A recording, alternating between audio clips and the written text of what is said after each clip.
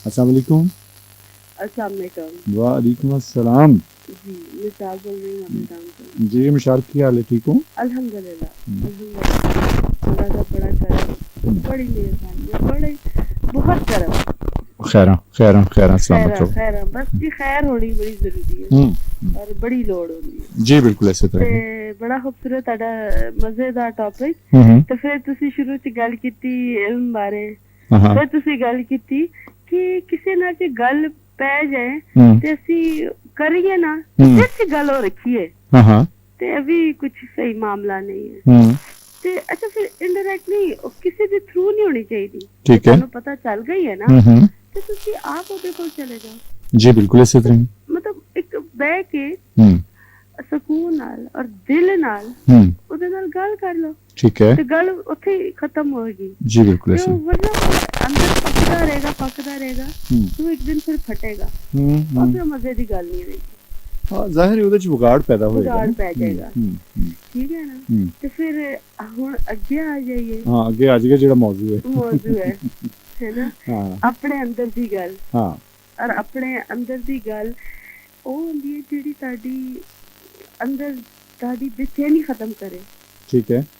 ਔਰ ਅੰਦਰ ਦਾ ਜਿਹੜਾ ਤੁਹਾਡੀ ਜੁੜਤ ਤੁਹਾਡੇ ਨਾਲ ਹੋਵੇ। ਹਾਂ ਹਾਂ ਤੁਹਾਡੇ ਆਪਣੇ ਨਾਲ। ਠੀਕ ਹੈ।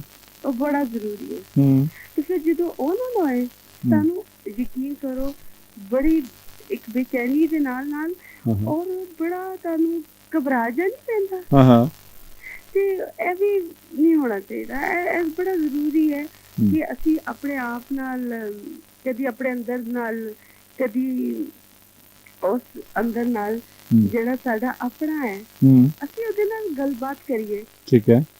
ਤੇ ਉਹਦੇ ਕੋਲੋਂ ਬੜਾ ਕੁਝ ਮਿਲਦਾ ਵੀ ਹੈ।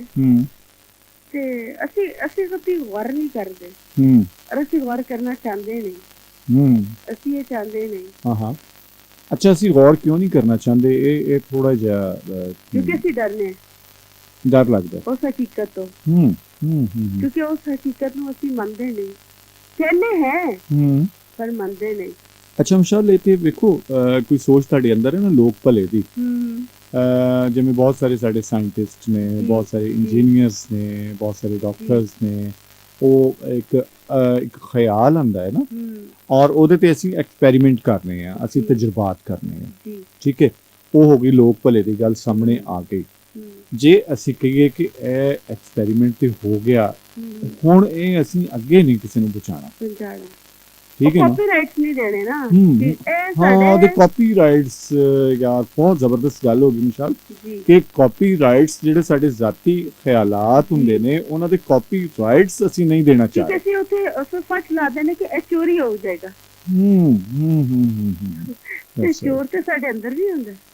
ਇਹ ਤੇ ਗੱਲ ਹੈ ਅਸਲ ਵਿੱਚ ਮਾਮਲਾ ਤੇ ਅੰਦਰ ਦਾ ਹੀ ਹੈ ਨਾ। ਜਿਹੜਾ ਅੰਦਰ ਦਾ ਚੋਰ ਹੈ ਉਹ ਬੜਾ ਖਤਰਨਾਕ ਹੈ। ਉਸ ਤੋਂ ਅਸੀਂ ਬੜਾ ਡਰਨੇ ਵੀ ਹੈ। ਅਸੀਂ ਉਹਦੇ ਨਾਲ ਜ਼ਰਾ ਗੱਲਬਾਤ ਕਰੀਏ ਉਹਨੂੰ ਸਮਝਾਈਏ ਕਿ ਬਈ ਕੋਈ ਇੱਥੇ ਡਾਕਾ ਨਹੀਂ ਪੈਣ ਲੱਗਾ। ਕੋਈ ਯਾਨੀ ਕਿ ਸਾਡੇ ਜ਼ਰਫ ਬੜੇ ਛੋਟੇ। ਠੀਕ ਹੈ ਠੀਕ ਹੈ। ਤੇ ਅਸੀਂ ਬੜੇ ਛੋਟੇ ਲੋਕ ਹੈ ਅਸੀਂ ਵੱਡੇ ਨਹੀਂ ਹੋਣਾ ਚਾਹੁੰਦੇ। ਮਤਲਬ ਉਂਝ ਤੇ ਅਸੀਂ ਬੜੇ ਵੱਡੇ ਬਣਨੇ ਹੈ। ਅੰਦਰੋਂ ਅਸੀਂ ਬੜੇ ਛੋਟੇ। ਉਹ ਅਕਸਰ ਗੱਲ ਕਰਦੇ ਹੁੰਦੇ ਨੇ ਸਾਡੇ ਬੜੇ ਪਿਆਰੇ ਦੋਸਤ ਨੇ ਚੌਧਰੀ ਅਸਲਮ ਸਾਹਿਬ। ਉਹ ਕਹਿੰਦੇ ਹੁੰਦੇ ਨੇ ਕਿ ਗੱਲਾਂ ਤੇ ਸਾਡੀਆਂ ਨਦੀਆਂ ਵਰਗੀਆਂ ਨੇ ਔਰ ਸਾਡੀ ਸੋਚ ਜਿਹੜੀ ਉਹ ਇਸ ਕਦਰ ਚੀਪ ਇਸ ਕਦਰ ਮਤਲਬ ਹੁਣ ਉਹਦੇ ਵਾਸਤੇ ਕੋਈ ਮਤਲਬ ਲਫ਼ਜ਼ ਵੀ ਜਿਹੜਾ ਨਹੀਂ ਹੈ ਕਿ ਹਾਂ ਹਾਂ। ਔਰ ਦਿਲ ਤੇ ਕਹਿੰਦਾ ਉਹ ਗੱਲਾਂ ਕਹੀਏ ਆਪਣੀ ਸੋਚ ਨੂੰ ਔਰ ਆਪਣੇ ਆਪ ਨੂੰ ਕਿ ਮਾਂ ਨਾਲ ਦਿਲ ਬੜਾ ਕਰਦਾ ਉਹ ਲਫ਼ਜ਼ ਬੋਲਣ ਨੂੰ ਪਰ ਫਿਰ ਰੁਕ ਜਾਂਦੇ ਕਿ ਨਹੀਂ ਅੱਛਾ ਆਪਣੇ ਆਪ ਨਹੀਂ ਕਹਿ ਰਹੇ ਤੇ ਫਿਰ ਅਸੀਂ ਆਪਣੇ ਆਪ ਨੂੰ ਰੋਕ ਲੈਣੇ।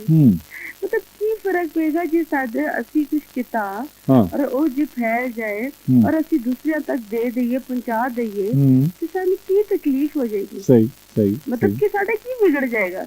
ਅਸਲ ਉਹ ਜਿਹੜਾ ਅੰਦਰ ਵਾਲਾ ਚੋਰ ਹੈ ਅੰਦਰ ਦਾ ਜਿਹੜਾ ਡਰ ਹੈ ਜਿਹੜਾ ਖੌਫ ਹੈ ਅੰਦਰ ਦਾ ਔਰ ਉਸ ਦੇ ਵਿੱਚ ਅਸੀਂ ਇਸ ਕਦਰ ਖੁਦ ਗਰਜ਼ ਹੋ ਗਏ ਹਾਂ ਇਸ ਕਦਰ ਅਸੀਂ ਜ਼ਾਲਮ ਹੋ ਗਏ ਹਾਂ ਕਿ ਉਸ ਇੱਕ ਫਲਾਹੀ ਇੱਕ ਕੁਲ ਭਲੇ ਦੀ ਗੱਲ ਇੱਕ ਲੋਕ ਭਲੇ ਦੀ ਗੱਲ ਨੂੰ ਅਸੀਂ ਉਹ ਜ਼ਹਿਰ ਬਣਾਤਾ ਜਿਵੇਂ ਕਿ ਉਹ ਅਸੀਂ ਕਿ ਅੰਦਰ ਰਹਿ ਕੇ ਨਾ ਉਹ ਇੱਕ ਨਾਸੂਰ ਇੱਕ ਜ਼ਹਿਰ ਦੀ ਸ਼ਕਲ ਇਖਤਿਆਰ ਔਰ ਇਹ ਕਰਦੇ ਸਾਨੂੰ ਬਹੁਤ ਛੋਟੇ ਹੋਤੇ ਤੋਂ ਸਿਖਾਤਾ ਜਾਂਦਾ ਜਾਂ ਸਾਡੇ ਅੰਦਰ ਸਮਾਤਾ ਜਾਂਦਾ ਜਾਂ ਪਾਤਾ ਜਾਂਦਾ ਹੈ ਤੇ ਫਿਰ ਉਹ ਛੋਟਾ ਛੋਟੀ ਚੀਜ਼ਾਂ ਤੋਂ ਹੀ ਅਸੀਂ ਆ ਬਹੁਤ ਵੱਡੇ ਵੱਡੇ ਵੀ ਫਿਰ